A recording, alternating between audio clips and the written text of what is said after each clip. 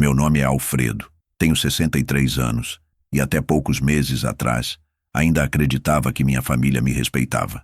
Eu era o tipo de homem que nunca pedia nada, sempre trabalhei em silêncio, vestia roupas simples, pagava as contas antes do vencimento e colocava o bem-estar de todos acima do meu. Trabalhei como técnico em eletrônica durante mais de 35 anos, consertando tudo que apitava, piscava ou fazia barulho. Raramente adoecia.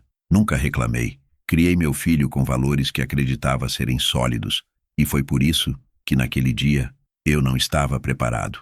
Era uma noite de sábado, final de dezembro, aquela típica reunião de família em que todos fingem que se amam, brindam forçadamente e postam fotos sorrindo antes mesmo da comida ser servida. Estávamos na casa da minha irmã, Maria, aquela que sempre gostou de ser a anfitriã de datas especiais. A mesa estava decorada com frutas vermelhas, talheres reluzentes e até guardanapos dourados. Eu cheguei com minha esposa e meu filho pouco depois das 7 da noite. Trouxe um vinho chileno que estava guardando há anos, um tinto encorpado que combinava com carne assada. Mas, sinceramente, não me lembro se alguém sequer agradeceu. As primeiras horas seguiram como sempre. Risadas automáticas, comparações, vazias entre primos, planos de viagem de quem nunca sai do bairro. E então veio o brinde. Foi meu padrinho quem sugeriu. Manuel, um homem de 70 anos, forte como um touro, ex-militar e hoje aposentado da Marinha. Ele sempre teve um carinho especial por mim, talvez por nunca ter tido filhos. A taça dele bateu contra a minha e ele sorriu com sinceridade. Aquele sorriso genuíno de quem acredita no que está dizendo. Queria brindar a nova fase do meu afilhado. Finalmente num lugar só dele. Depois de tudo o que passou, eu congelei. A conversa à mesa parou por um segundo. Alguém soltou um risinho abafado. Outros olharam para o lado, como se não tivessem escutado. E então veio a frase: "O apartamento que comprei para você no ano passado." "Tá gostando, Alfredo?" Minha mente ficou em branco por um instante. "Que apartamento?" eu disse. Sem pensar, sem calcular. Simplesmente falei o que era verdade. O silêncio que se seguiu foi quase teatral. Senti as mãos da minha esposa se contraírem no colo. Ela fingia ajustar o guardanapo. Meu filho, sentado ao lado do padrinho, derrubou sua taça de vinho no exato momento. O vinho escorreu pela toalha branca como um corte profundo. Ninguém se mexeu para limpar. O sorriso do meu padrinho sumiu como se alguém tivesse apagado a luz de dentro dele. Ele virou lentamente o rosto, olhou para mim, depois para o meu filho e então para minha esposa. O olhar dele dizia tudo que a boca ainda não tinha coragem de dizer. Confusão, decepção, raiva contida. "Você não sabia?" ele perguntou com a voz já diferente, mais seca, cortante como navalha. "Eu não sei do que você está falando." "Que apartamento?" "Manuel?" E foi nesse instante que as primeiras rachaduras começaram a se abrir. Minha esposa levantou-se dizendo que ia buscar um pano para limpar a toalha, mas saiu direto pela cozinha e não voltou por mais de 10 minutos. Meu filho começou a gaguejar, algo sobre uma surpresa, um plano e esperar o momento certo. Mas nada se encaixava. O resto da mesa assistia em silêncio, hipnotizado pelo que soava como o prenúncio de um escândalo. Foi aí que eu me levantei, ainda sem entender, ainda desnorteado, mas com a certeza de que havia alguma coisa profundamente errada. O tipo de erro que não se comete por acaso. O tipo de segredo que nasce de uma decisão. E pior, que envolve meu nome. O padrinho suspirou fundo e disse: "Eu fiz uma transferência, 280 mil, no seu nome. Disseram que você precisava, que era seu sonho." "Quem disse isso?" perguntei. Mas eu já sabia a resposta. Só havia 2 pessoas que poderiam ter feito isso. E ambas estavam sentadas ali fingindo que não sabiam onde enfiar a cara. Foi naquele momento que eu percebi. Algo muito maior havia sido escondido de mim. E pior, provavelmente com meu nome envolvido. Um presente que nunca chegou. Um apartamento que nunca existiu. Um dinheiro que desapareceu. A noite seguiu, mas eu já não sentia o gosto da comida. Nem ouvia os risos ao fundo. Eu só via as peças se encaixando, devagar, uma por uma. E todas apontavam para quem mais me devia lealdade. Naquela mesa, com uma taça ainda molhada de vinho, minha confiança morreu em silêncio. E no lugar dela, nasceu algo que ainda não tinha nome. mas que dentro de 48 horas iria transformar aquela mentira em justiça. Foi quando os olhos do meu padrinho endureceram que tudo desandou de vez.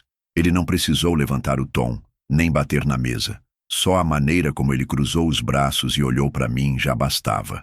Aquilo não era mais só uma pergunta informal, num almoço de domingo. Era uma cobrança velada, mas com um peso que parecia empurrar o chão debaixo da gente. Ele me olhou direto, sem desviar, e disse: "Você nunca me agradeceu pelo apartamento." Essa frase sozinha tirou o ar da sala. Meu coração disparou, sem que eu entendesse bem por quê. Havia uma densidade naquele comentário que não parecia só sobre educação ou ingratidão. Era como se ele estivesse falando de um segredo já sabido por todos, menos por mim. Eu, claro, congelei de novo. Porque não fazia sentido. Que apartamento? Ele estava me confundindo com alguém? Tentei lembrar de qualquer conversa passada, de algum empréstimo, de alguma promessa feita e esquecida. Mas não. Não havia absolutamente nada. Pelo menos não que eu soubesse. "Desculpa, Manuel. Eu não sei do que você está falando", respondi. Ele franziu a testa como quem não acreditava no que acabara de ouvir. Abaixou os olhos, pegou o celular do bolso, desbloqueou com calma e procurou algo na galeria de fotos. Passou alguns segundos em silêncio. Ninguém na mesa se movia, até que ele virou o celular na minha direção. Na tela, havia uma imagem que eu nunca tinha visto. Era uma foto tirada em frente a um prédio novíssimo, com fachada espelhada e nome de condomínio em letras douradas. E ali, no centro da imagem, estavam meu filho e minha esposa. Ele sorrindo, ela segurando um molho de chaves. Atrás deles, uma faixa branca com letras vermelhas. "Parabéns pela conquista." Meus olhos percorreram cada detalhe. A data da imagem era de quase um ano atrás, fevereiro, e de repente, tudo começou a coçar por dentro. Minha esposa me dissera que tinha ido visitar uma prima naquela época. Meu filho tinha postado uma foto vaga dizendo que estava realizando sonhos. Eu não liguei os pontos na época, mas agora era impossível não ligar. Manuel continuou: "Em janeiro do ano passado, a Clara me ligou dizendo que vocês tinham encontrado um apartamento perfeito, mas que o financiamento tinha travado por causa do seu nome sujo. Ela me contou da sua situação com a empresa, da depressão, e eu quis ajudar. Quis te dar um novo começo, sem alarde. Fiz a transferência direto para a conta que ela indicou, R$ 280 mil. Ela disse que ia ser uma surpresa, que vocês iam me agradecer depois." Meu estômago virou. Eu não recebi nada, nenhuma chave, nenhum documento, nenhuma conversa sequer. Enquanto isso, eles, os dois, estavam comemorando uma conquista que usava o meu nome, o meu histórico com Manuel, o meu momento de fragilidade, e nem se deram o trabalho de me incluir. Minha esposa ainda tentava fazer cara de espanto, como se tivesse esquecido de me contar, como se aquilo fosse um detalhe perdido no tempo, mas não havia mais espaço para atuação. Eu conhecia aquele olhar dela. Era o olhar de quem torce para a cena acabar logo. O olhar de quem sabe que o castelo está ruindo, mas continua sorrindo para a foto. E meu filho, aquele que me chamava de herói na infância, aquele que um dia disse que queria ser igual a mim. Ele não falou nada.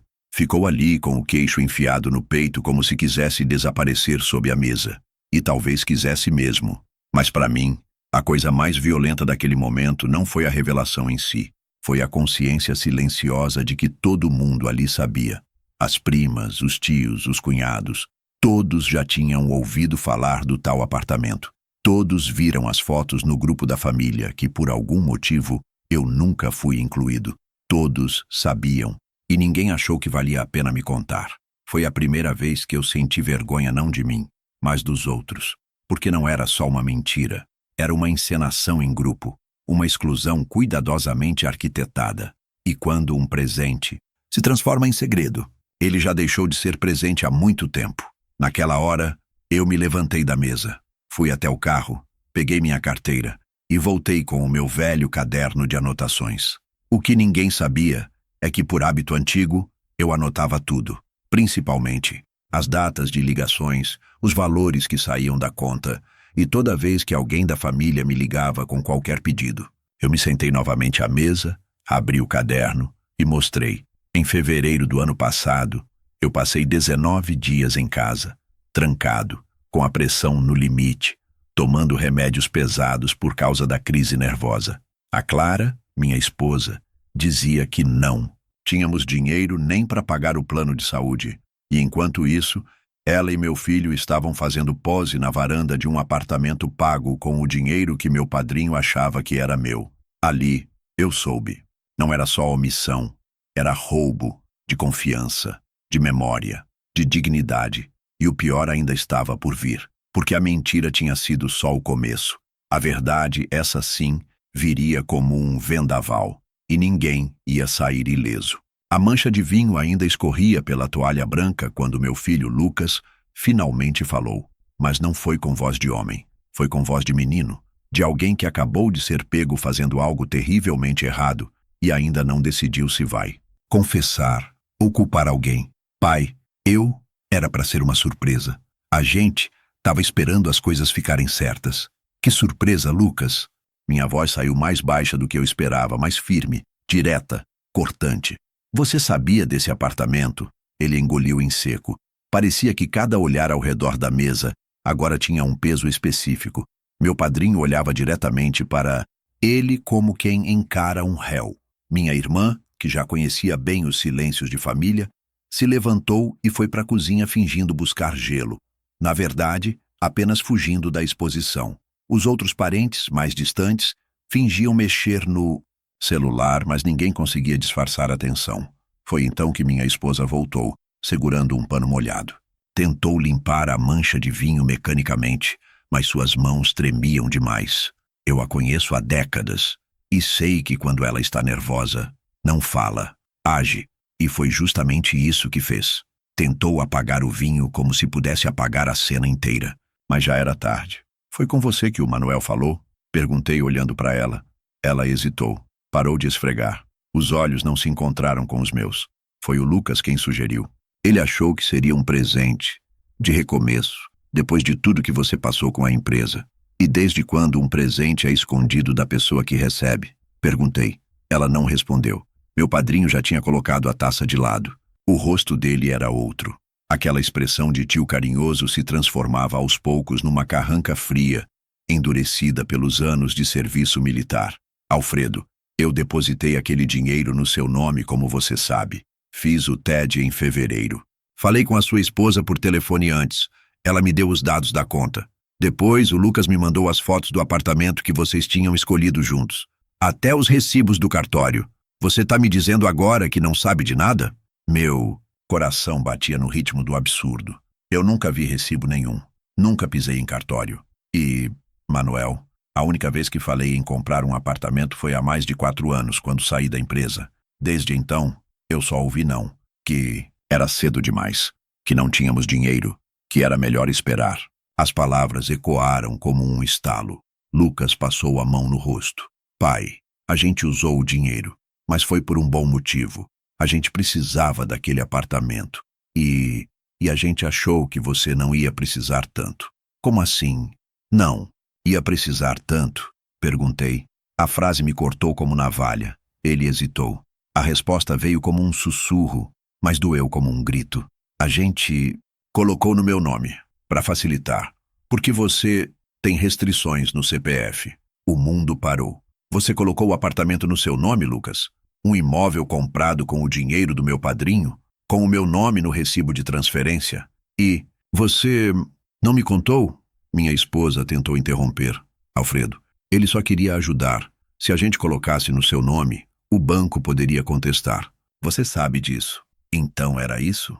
Perguntei de pé, com a voz falhando. Vocês usaram meu nome para pegar o dinheiro. Usaram o meu crédito emocional. A minha história com o Manuel. Fizeram parecer que era para mim. E depois passaram tudo para o nome dele? Como se eu não existisse? O silêncio disse tudo. Foi nesse momento que o padrinho se levantou. A sala pareceu encolher. Você falsificou meu presente, garoto. Eu dei para o seu pai, não para você. Lucas tentou argumentar, mas o padrinho já saía pela porta da frente, sem olhar para trás. Os gritos começaram alguns minutos depois. Meu cunhado, que ouvira tudo da cozinha, começou a questionar minha esposa. Vocês usaram o dinheiro do Manuel? E ela, acuada, começou a chorar. Minha irmã voltou tentando apagar o incêndio com palavras doces. Uma prima ligou o carro e foi embora sem dar tchau. E ali, naquele caos doméstico, eu senti algo estranho pela primeira vez. Uma raiva calma. Era como se meu corpo inteiro tivesse entendido de uma vez só. Minha confiança foi usada como fachada. Meu nome como assinatura. Minha história como disfarce.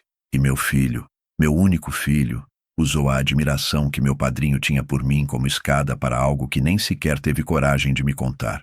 Naquela noite, não dormi. Fiquei na sala, sozinho, olhando para o celular, para os extratos antigos, para as mensagens arquivadas. As peças começaram a se juntar, e pela primeira vez em muito tempo, eu senti uma clareza cirúrgica. Essa história não ia terminar com desculpas. Nem com abraços forçados no Natal, eu ia até o fim. Depois daquela exposição pública, o que restou sobre a mesa não foram pratos ou talheres, mas os cacos da imagem que eu tinha da minha família. Eu ainda estava sentado, mas por dentro já não havia mais chão. Não conseguia encarar ninguém diretamente. Meu padrinho, Manuel, agora olhava para mim com um misto de culpa e decepção, como quem percebe que foi parte involuntária de uma emboscada emocional. Ele achava que estava ajudando, salvando, dando apoio, mas na verdade tinha sido usado. E eu, traído. Minha esposa pediu licença. Foi ao banheiro, mas não levou a bolsa. Um detalhe pequeno, mas que dizia tudo. Ela não queria sair, queria fugir. Meu filho permaneceu imóvel, quase sem respirar. Nenhuma palavra, nenhum gesto. A imagem perfeita do silêncio culpado. Aquilo me corroía mais do que se ele tivesse gritado. Eu me levantei devagar, disse que precisava de ar e fui até a varanda da casa da minha irmã, onde a reunião acontecia. O som distante da rua contrastava com o clima abafado lá dentro. Lá fora, a vida seguia. Lá dentro, a minha desabava.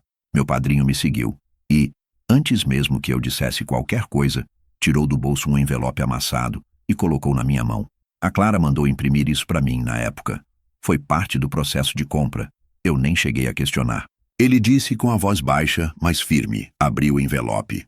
Lá estava o comprovante de transferência bancária. 280 mil reais. A data era 23 de janeiro do ano anterior. O destinatário, uma conta conjunta. Em nome de Clara Soares, minha esposa, e meu nome. O susto veio seco. Eu jamais tive conta conjunta com ela. Desde o início do casamento mantínhamos contas separadas. Uma escolha dela, aliás. Atrás do comprovante havia o recibo de entrega do imóvel. Um documento assinado por mim. Ou melhor, com o meu nome. A minha caligrafia falsificada. Tosca. Sem meu traço. Aquilo era uma tentativa pobre de simular minha letra, mas quem me conhece saberia na hora. Não era minha. E eu sou canhoto. A inclinação estava toda errada. Voltei para dentro com o documento na mão. Minha esposa ainda não tinha voltado. Meu filho olhava o celular como quem tentava sair dali pela tela. Eu me sentei de novo e coloquei os papéis em cima da mesa. Você falsificou isso aqui? Perguntei direto, olhando para ele. Nada. Você falsificou? Repeti, mais firme, ele. Engoliu seco. Depois, muito lentamente, levantou os olhos e murmurou. A gente só precisava provar que o apartamento era para você. Foi só para facilitar a papelada. Aquelas palavras me deram enjoo. Facilitar. Como se falsificar a assinatura do próprio pai em um contrato de aquisição de imóvel fosse apenas um atalho logístico. Como se o valor, a origem do dinheiro, o envolvimento de um parente de confiança, nada disso importasse. Minhas mãos tremiam. Eu sentia meu rosto esquentar, a pressão subir, mas não explodi. Não ali. Apenas me levantei e disse. Terminei minha refeição. Fui embora com o coração aos pedaços, mas com a cabeça funcionando. No caminho de volta, cada farol vermelho era um lembrete. Cada silêncio no carro era um soco. Estava claro que havia um golpe em andamento. Não só um golpe financeiro. Era emocional, afetivo, psicológico. Fui apagado dos próprios planos que imaginaram para mim. E pior, usaram meu nome para isso. Na manhã seguinte voltei ao banco. Fiz o rastreio da conta citada no extrato. A gerente, que me conhecia há anos, confirmou. Não havia conta conjunta no meu nome. Aquela movimentação foi feita com CPF e documentos de terceiros. Falsos. Mas os dados eram meus. Tudo isso apontava para uma fraude articulada. e por pessoas que dormiam sob o mesmo teto que eu. Foi ali que tomei a decisão mais difícil da minha vida: abrir uma queixa, formal, em meu nome, contra minha própria esposa e meu próprio filho. Levei os papéis, fiz a denúncia. A delegada, que me atendeu, não disfarçou o choque, mas também não se espantou. Isso acontece mais do que o senhor imagina, ela disse.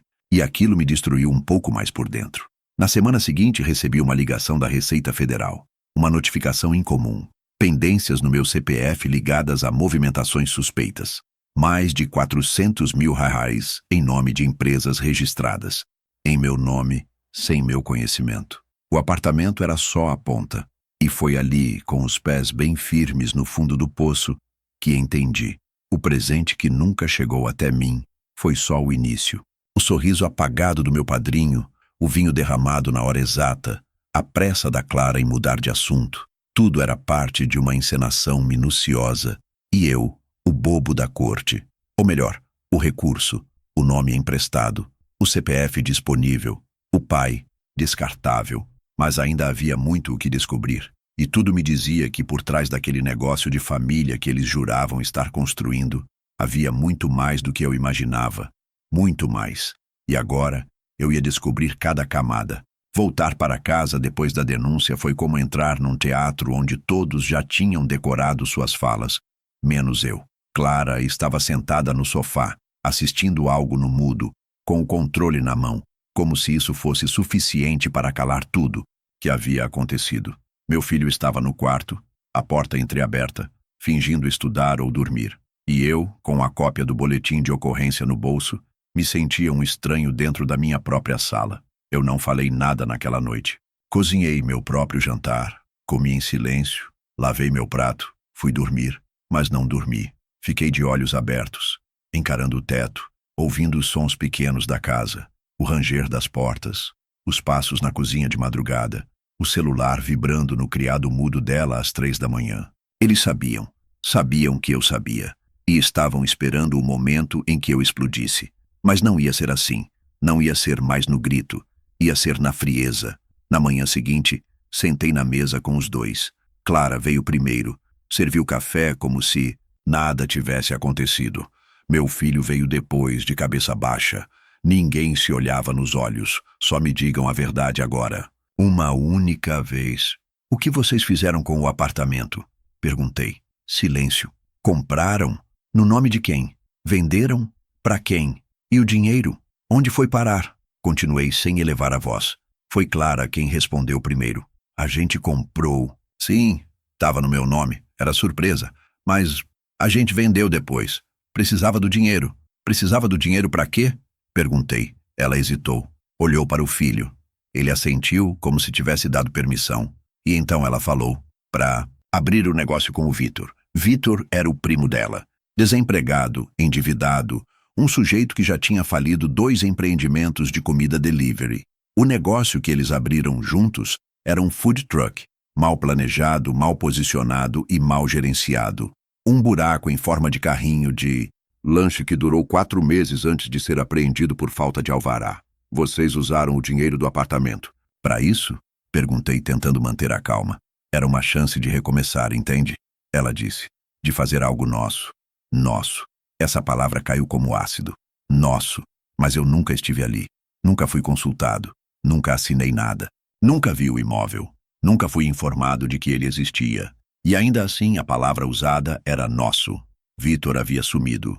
Levou parte do lucro inicial, segundo Clara, e o restante foi usado para pagar dívidas da própria família dela, parcelas do carro da irmã, cartão de crédito da mãe, tratamento de estética, tudo em nome da união, como ela disse. Você acha que eu sou idiota? Perguntei, enfim deixando escapar o tom de raiva.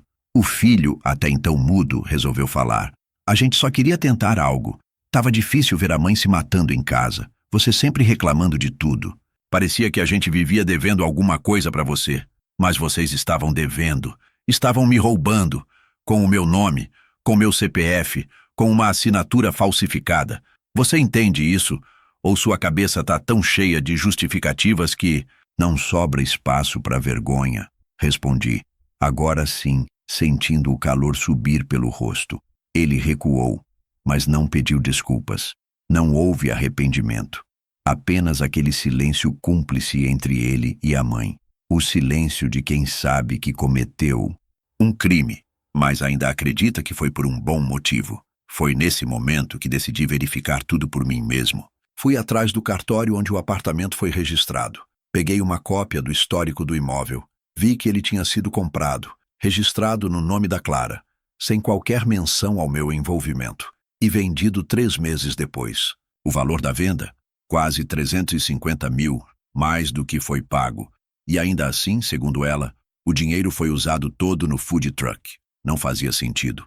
O rombo era maior do que aquele carrinho velho podia explicar. Foi quando comecei a rastrear outras movimentações. Clara havia aberto uma empresa em nome próprio e nome do filho, uma tal CS Produtos Alimentícios, que nunca vendeu nada, que nunca declarou lucro, mas que recebeu depósitos mensais vindos de contas de pessoas que eu nem conhecia. A Receita Federal também estranhou. Mandou mais uma notificação. Eu já sabia que viria, e então encontrei o detalhe que me desmoronou. Um financiamento de 120 mil reais feito em meu nome, como avalista, ligado a essa empresa, assinado digitalmente com meu CPF.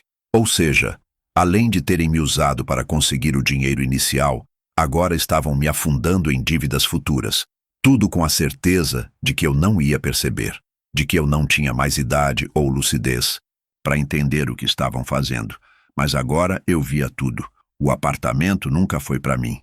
O presente nunca foi presente. Era só uma peça num jogo em que eu fui o banco, o peão e o palhaço. E o que mais me doía não era o dinheiro perdido, era o amor enterrado.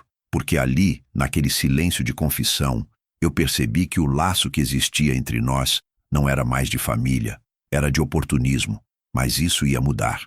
A partir dali, meu nome voltava a ser meu, e quem usasse sem permissão ia pagar caro. Depois que reuni todos os documentos, registros de cartório, extratos bancários e a tal papelada da empresa CS Produtos Alimentícios, algo dentro de mim mudou. Não foi raiva, essa eu já tinha sentido. Também não era tristeza, essa já estava cicatrizando como carne queimada. Era algo mais denso, mais sólido.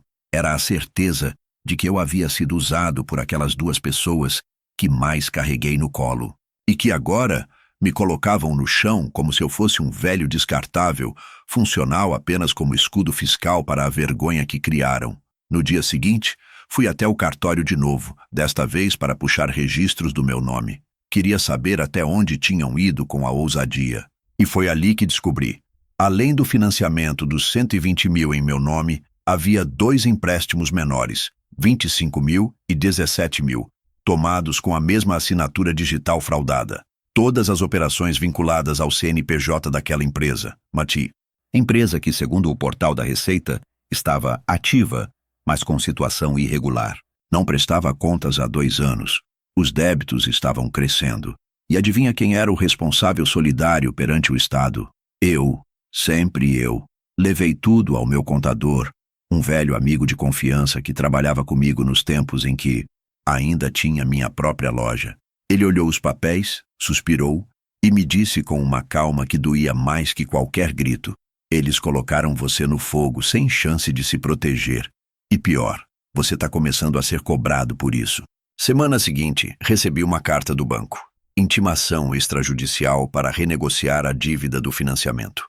30 dias para quitar ou sofrer bloqueio de bens. E ali estava meu nome, meu CPF, minha assinatura, falsificada, mas registrada. Voltei para casa com a carta nas mãos. Entrei pela porta da frente e joguei o envelope sobre a mesa. Clara estava no sofá, mexendo no celular.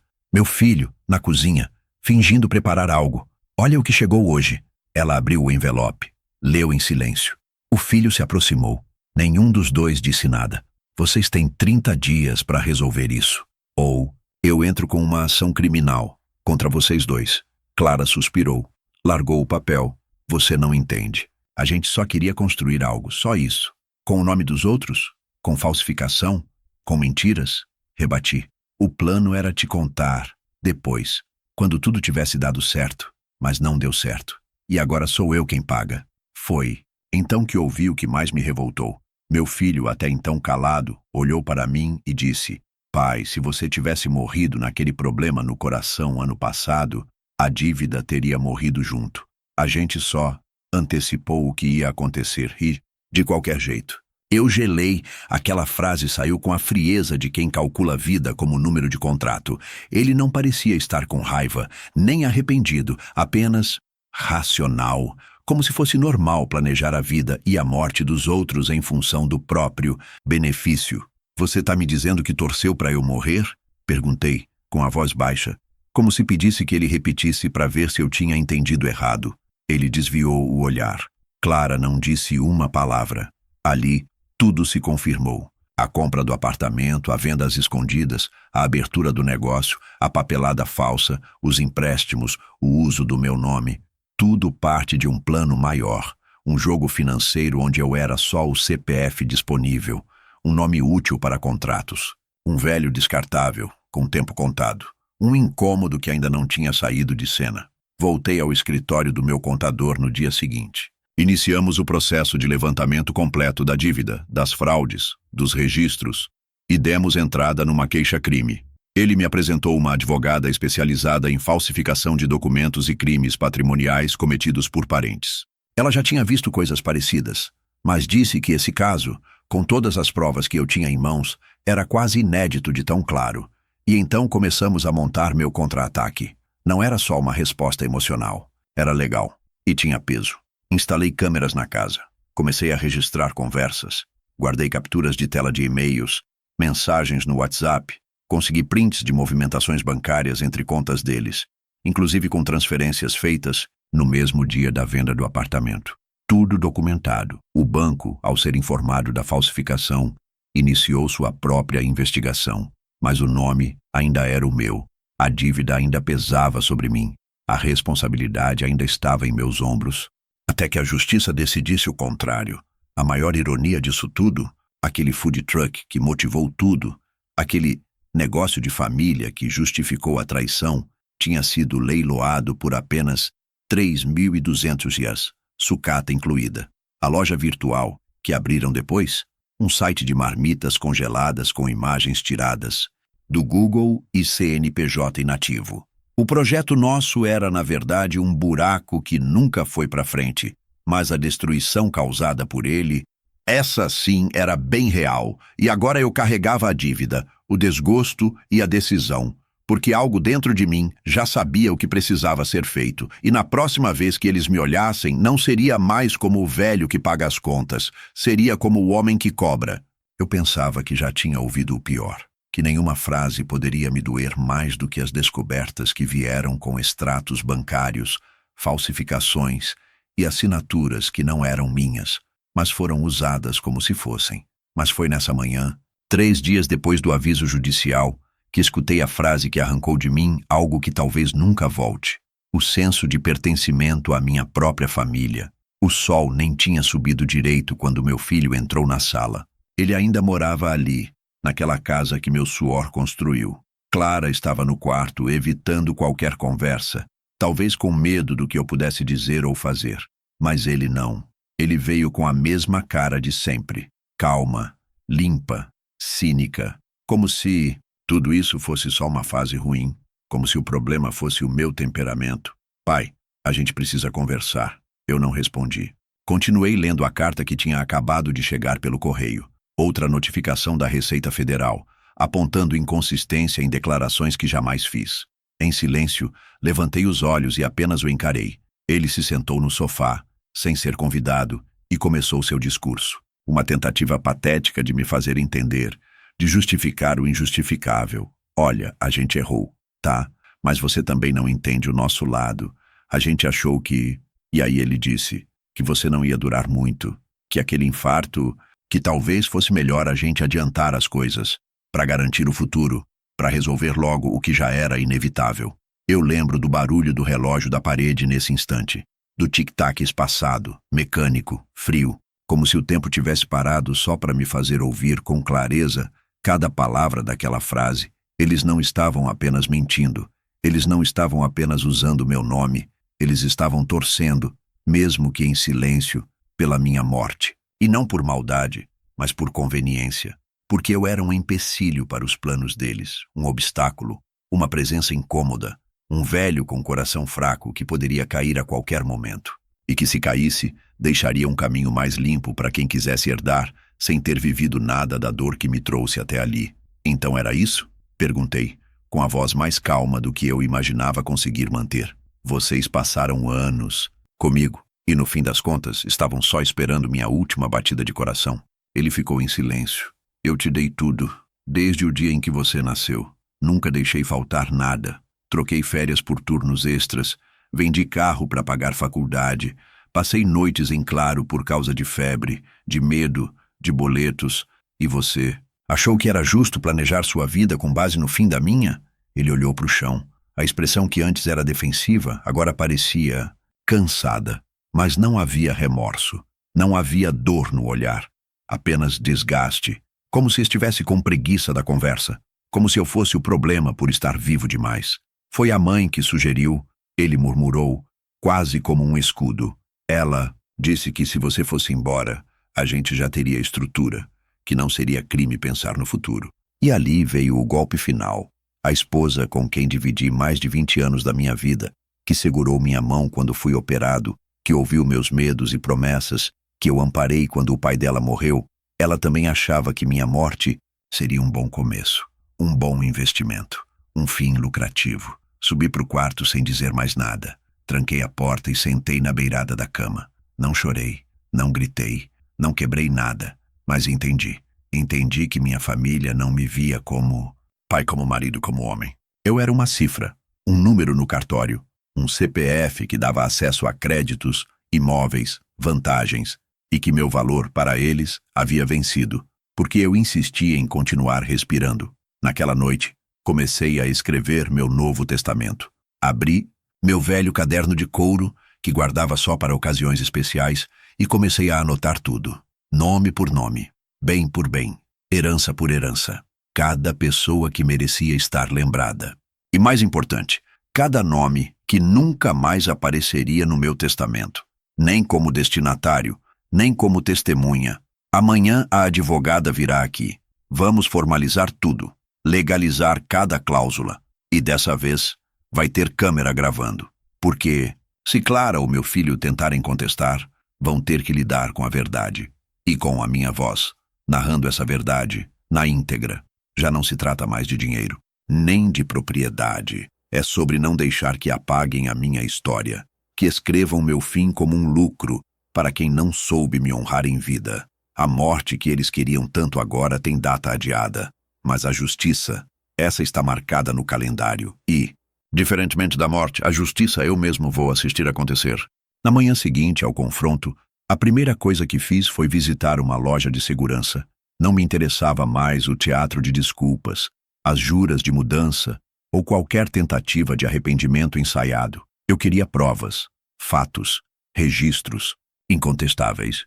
Eu sabia que se deixasse tudo no campo da memória, eles voltariam a dizer que era coisa da minha cabeça, que eu estava velho, confuso, que não entendia o que ouvi. E se o destino me traísse com um segundo infarto, um que eles torciam para acontecer, ninguém mais saberia o que se passou aqui dentro.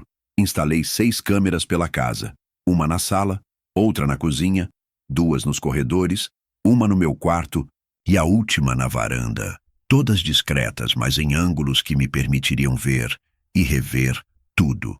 Cada conversa, cada cochicho, cada tentativa de manipulação. No mesmo dia, entrei em contato com minha antiga advogada, Denise. Uma mulher direta, precisa, sem tempo para sentimentalismos. Contei tudo em detalhes. Ela ouviu em silêncio, fez 2 ou 3 perguntas cirúrgicas e me disse: vamos refazer seu testamento. E fazer do jeito certo. Gravado, assinado, reconhecido em cartório e com cláusula pétrea. Ninguém vai mudar uma vírgula. Passei a noite seguinte assistindo às imagens captadas pelas câmeras.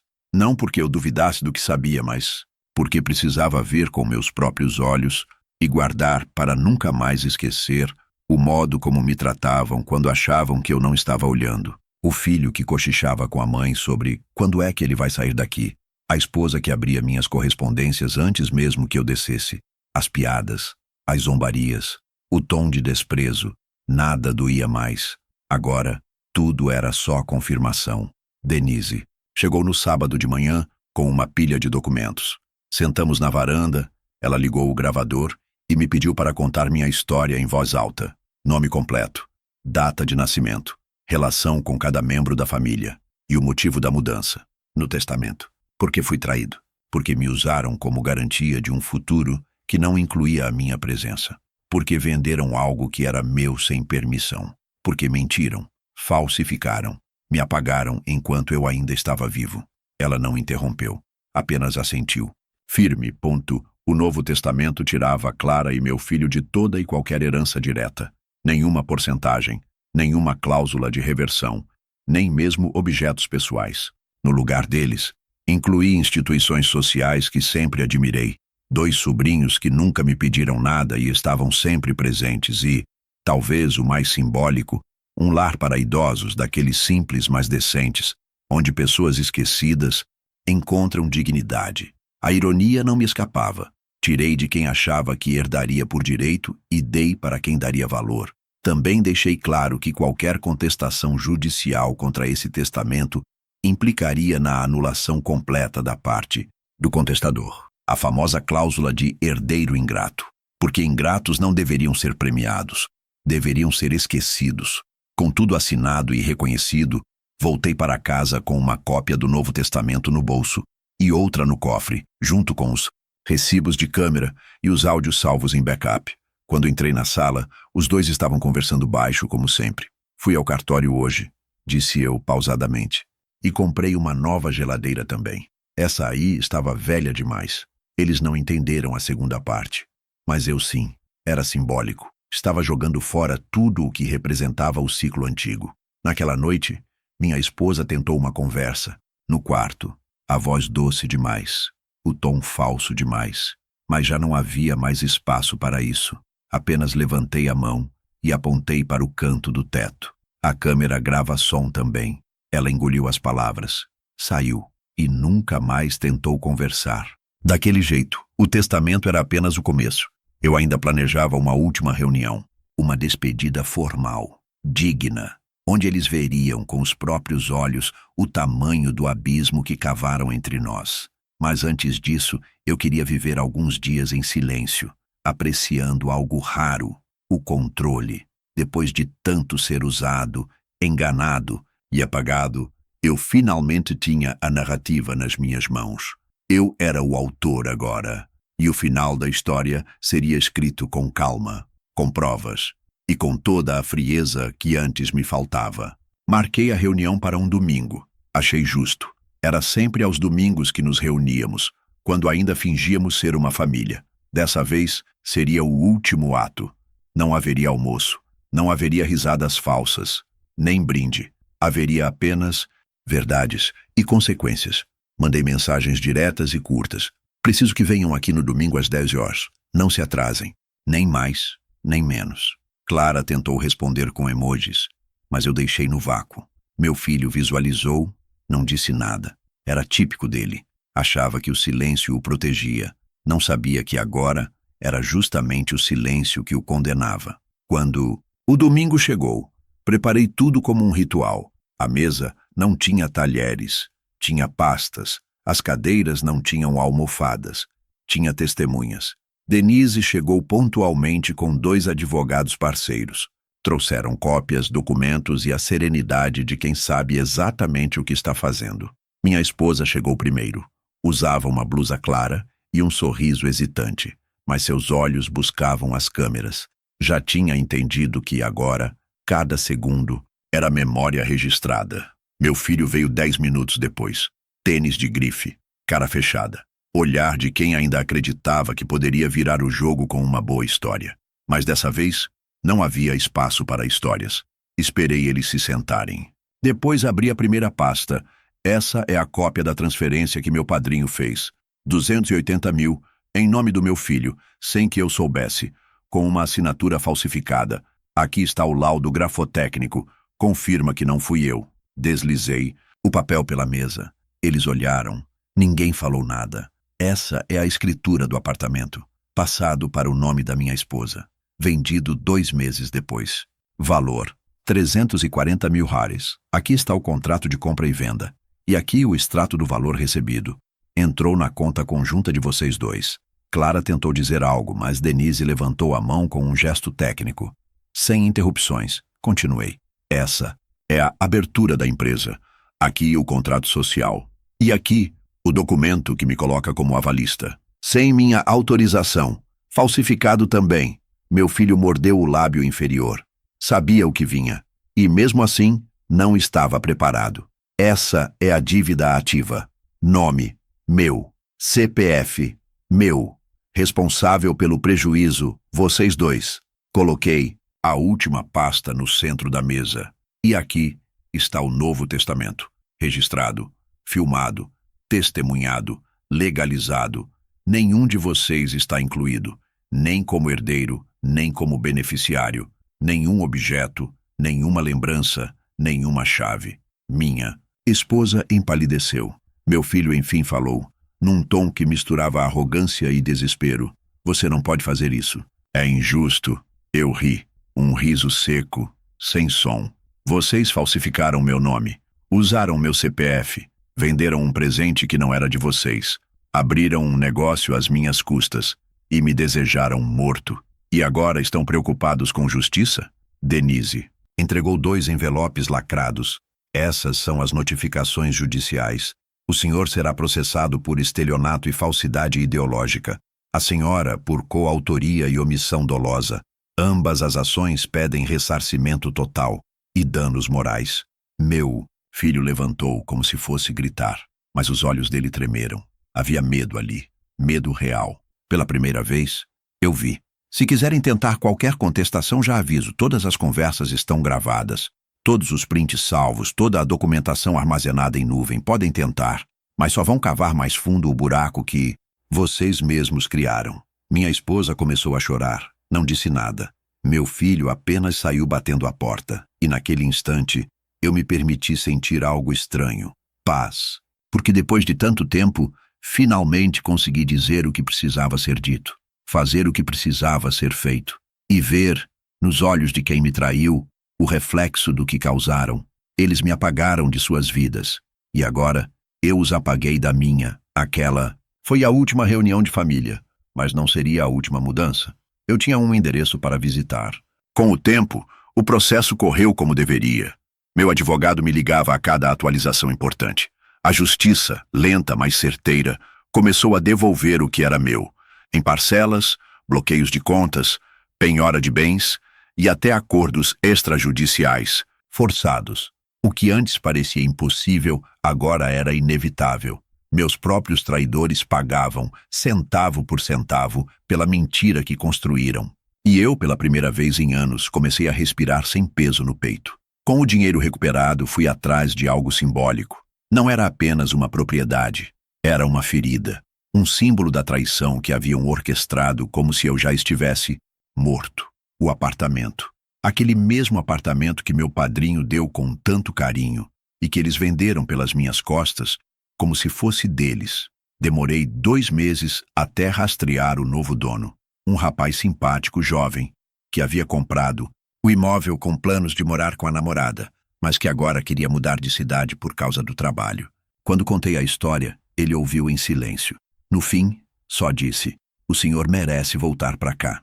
E apertou minha mão com firmeza. Negociamos sem pressa, sem desespero. E no dia da escritura, eu sorri. Peguei as chaves, sozinho. Como tudo deveria ter sido desde o começo. O apartamento não era luxuoso, mas tinha luz. Janelas grandes, silêncio à noite. E uma varanda onde o vento parecia conversar com a alma. Não precisei de muito para transformá-lo. Levei meus livros, minha cafeteira antiga e algumas fotos antigas em molduras novas. Replantei 2 vasos que estavam morrendo na antiga casa. Agora, floresciam. Não havia barulho de discussões, nem de manipulação disfarçada de gentileza. Não havia vozes me acusando por não entender o espírito de família. Não havia silêncios que escondiam segredos. Havia apenas paz. E isso, para mim, passou a valer mais do que qualquer herança. Às vezes me sento na poltrona da sala com um café forte e revejo tudo na cabeça como se fosse um filme. A pergunta do padrinho, o vinho no chão, O silêncio do meu filho, a assinatura, falsa, a confissão, a frase que nunca esquecerei. Achei que você ia morrer logo. E o Novo Testamento, selando tudo. Curioso como a vida pode mudar quando você para de pedir permissão para existir. Quando você entende que não deve nada a quem só quer te apagar. Quando entende que perdão é nobre, mas também é escolha. E eu escolhi não perdoar. Escolhi viver. Nunca mais os procurei. Nem eles me procuraram. As notificações judiciais ainda chegam.